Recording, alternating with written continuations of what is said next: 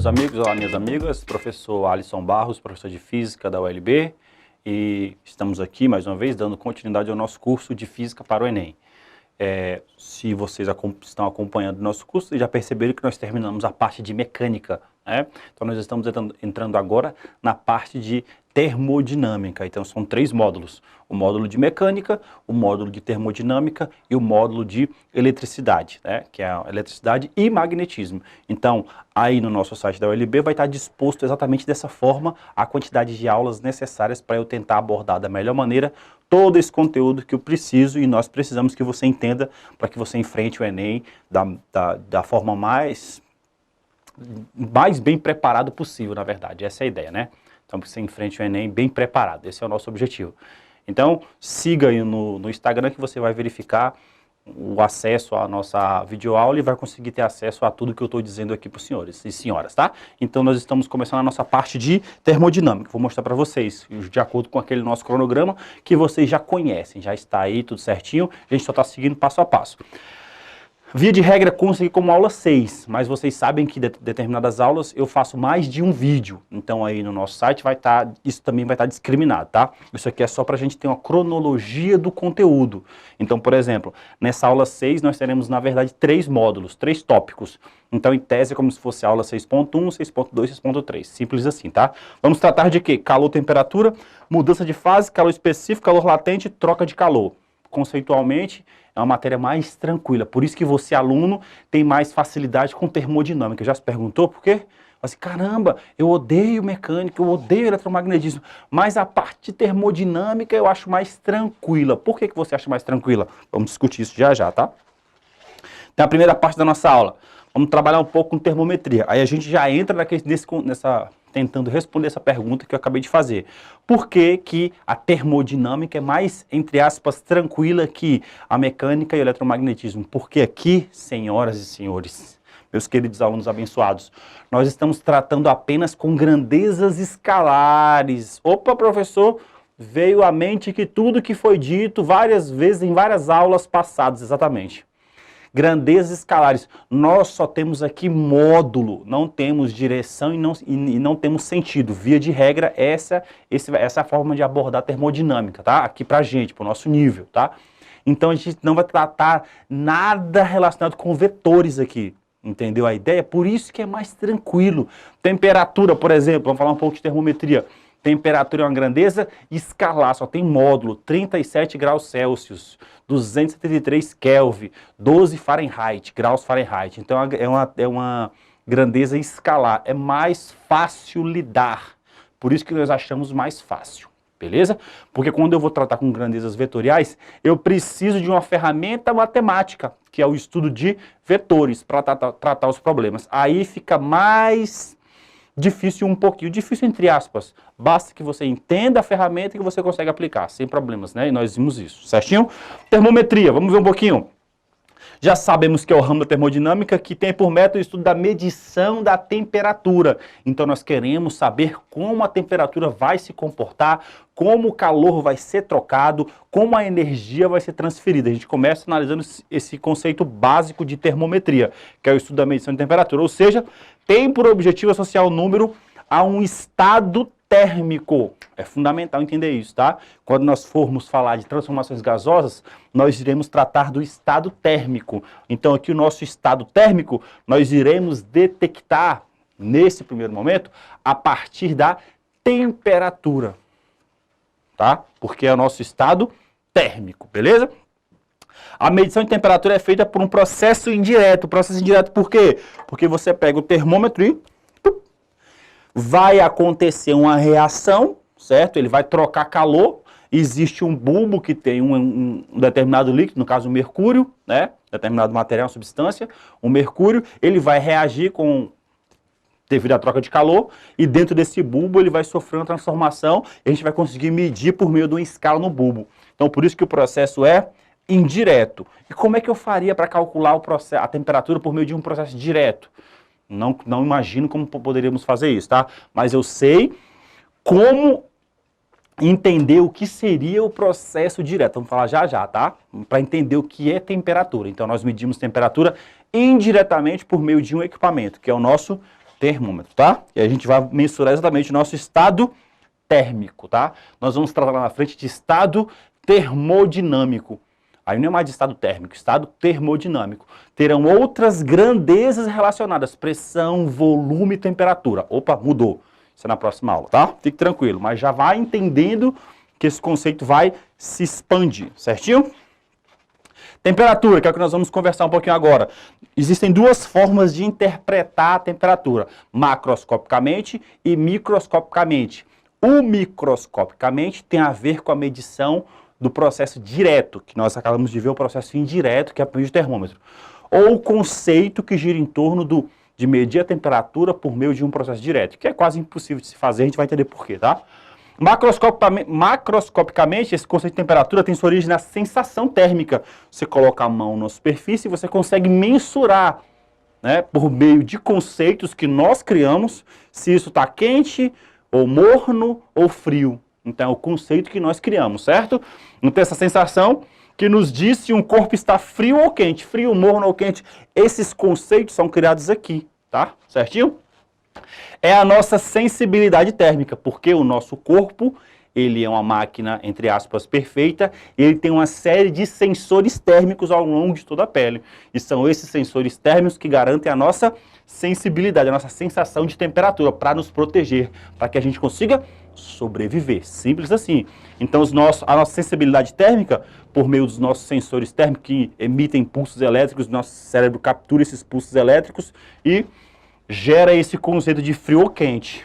Dependendo da situação, vai ser bom ou ruim para mim, ser humano. E assim eu vou sobrevivendo. A ideia básica é essa. Somos sensores térmicos. A gente não consegue medir exatamente a temperatura. Ó, 35 graus Celsius, tá aqui o seu corpo. Eu consigo porque a gente...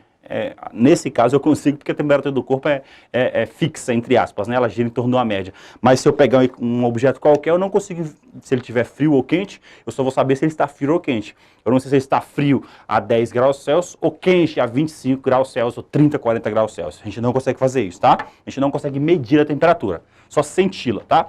Microscopicamente, pode dizer que a temperatura é uma grandeza física, já vimos isso, grandeza física escalar, tá?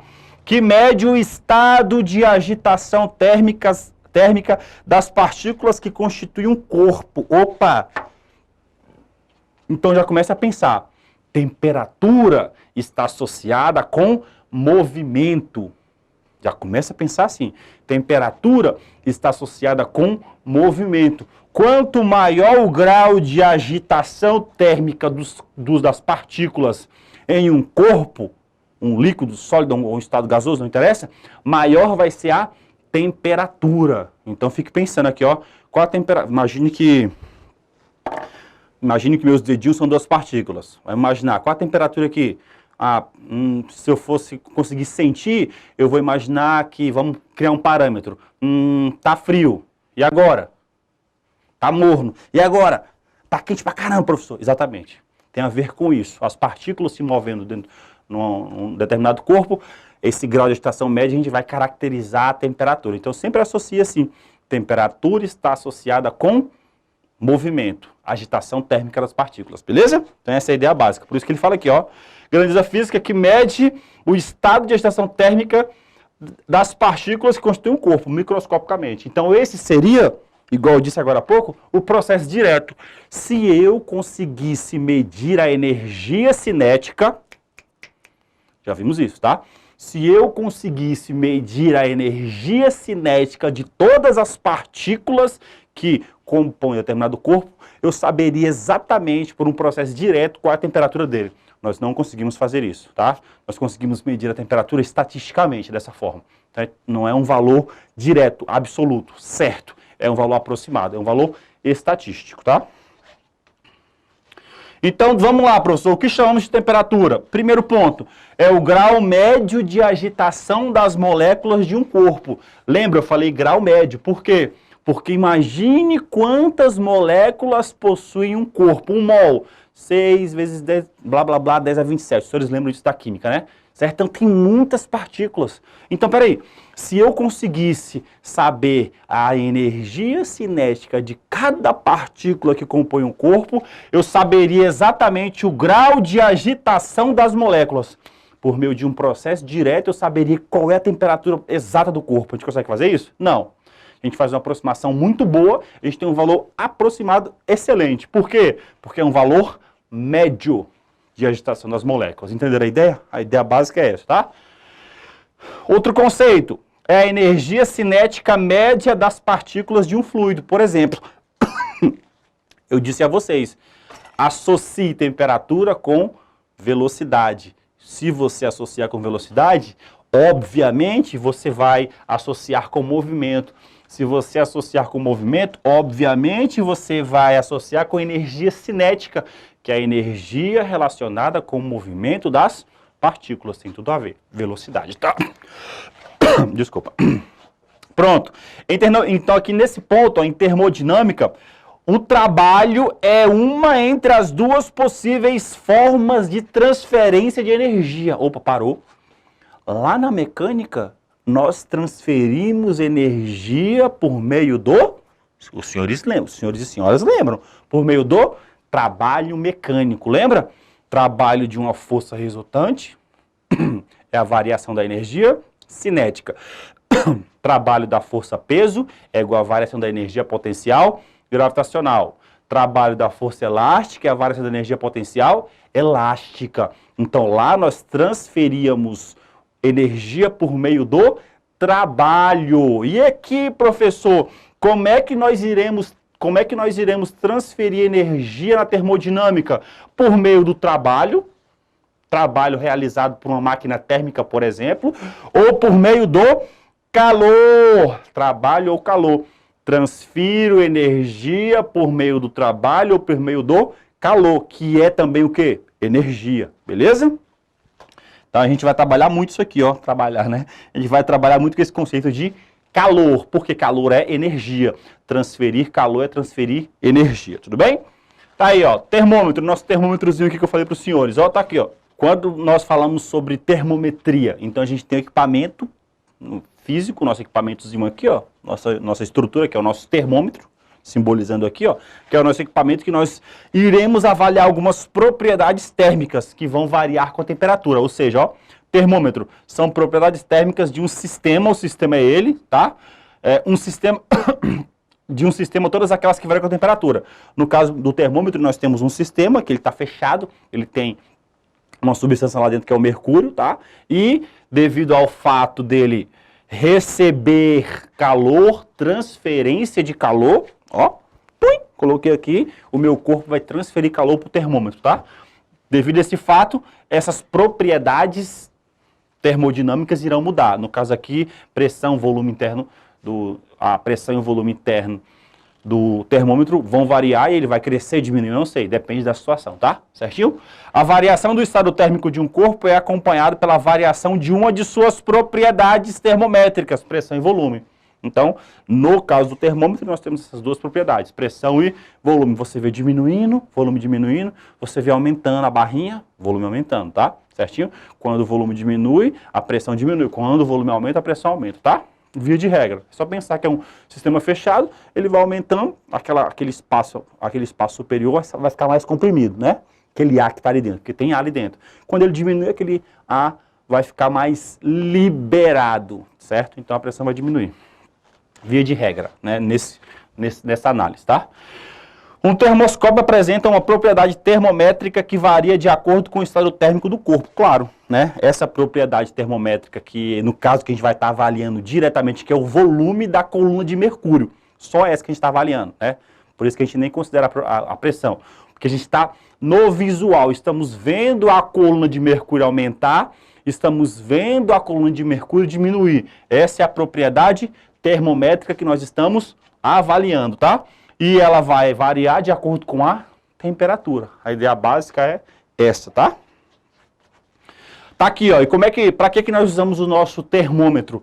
Para medir as escalas termométricas. E via de regra nós temos 3 que costumam ser cobrados, né? A escala Celsius, a escala Fahrenheit, que é comum nos Estados Unidos, nos filmes a gente consegue ver isso, tá? E a escala Kelvin, que é a escala absoluta, tá? É a escala que nós usamos para mensurar a temperatura utilizada como referência no Sistema Internacional de Unidades. Ou seja, no Sistema Internacional de Unidades, a temperatura é o Kelvin, não é grau Kelvin, é só Kelvin. É grau Fahrenheit, 32 graus Fahrenheit, e é grau Celsius, 0 graus Celsius, tá? O que essas escalas têm em comum? Ocorre que as três escalas, elas tomam como referência sempre os mesmos pontos. É uma propriedade física que está sendo analisada. Qual propriedade física é essa? O ponto de fusão do gelo e o ponto de ebulição da água. Ponto de fusão é o ponto que o gelo sai do estado sólido, passa para o estado líquido. Nós sabemos que o ponto de fusão da água ou do gelo na escala Celsius é 0 graus Celsius. Ou seja, o cubinho de gelo, quando chega a 0 graus Celsius, ele começa a derreter, tá? Ou 32 Fahrenheit, que é a mesma referência, o mesmo ponto de referência. Ou 273 Kelvin, o mesmo ponto de referência. Simples assim, tá? Certinho? Então essa é a nossa primeira referência para as três escalas, o ponto de fusão do gelo, tá? E temos também o ponto de ebulição da água. O gelinho derreteu, continuou recebendo calor, transferência de calor, de energia por meio do calor, tá? A água aumentou de temperatura e chegou a 100 graus Celsius. Chegou a 100 graus Celsius, vai começar a evaporar. Você vê isso lá quando está fazendo café. A água começa a evaporar, tá? Então é o ponto de ebulição da água. E nós usamos como referência as três escalas. Escala Celsius, 100 graus Celsius. Fahrenheit, 212 graus Fahrenheit. E escala Kelvin, 373 Kelvin. Então, pelo fato de usarmos os mesmos pontos de referência para as três escalas, surge, nesse contexto, uma proporcionalidade entre elas, que é o que a gente vai estudar agora, tá? Pensa assim, ó. Aqui eu tenho a temperatura em graus Celsius, que eu não sei qual é, pode ser qualquer uma, tá? Eu tenho a temperatura em graus Fahrenheit, que eu não sei qual é também, e eu tenho a temperatura em Kelvin, não é grau Kelvin, tá? Certo?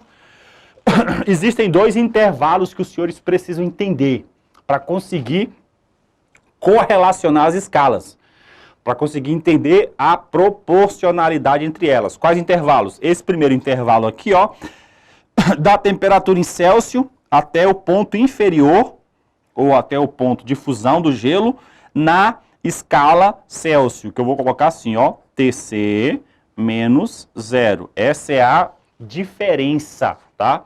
Diferença de temperatura entre a temperatura que eu estou medindo e o ponto de fusão do gelo nessa escala, simples assim, tá? E o tamanho da escala, tá?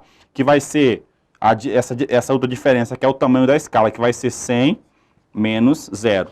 São duas variações, a variação de temperatura em relação ao ponto de fusão do gelo e a variação de temperatura em relação aos dois pontos de ebulição da água e de fusão do gelo, tá?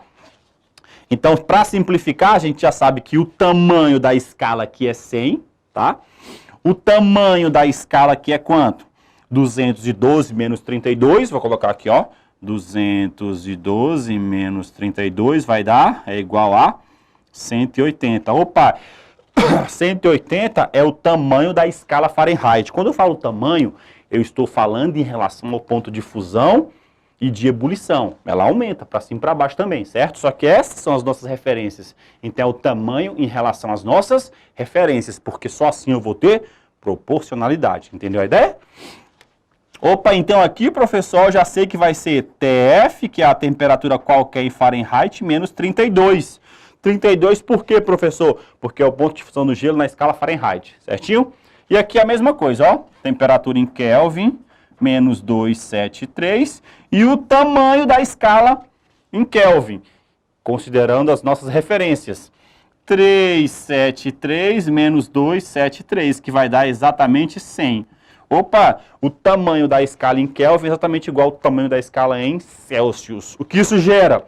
Gera a nossa proporcionalidade, tá?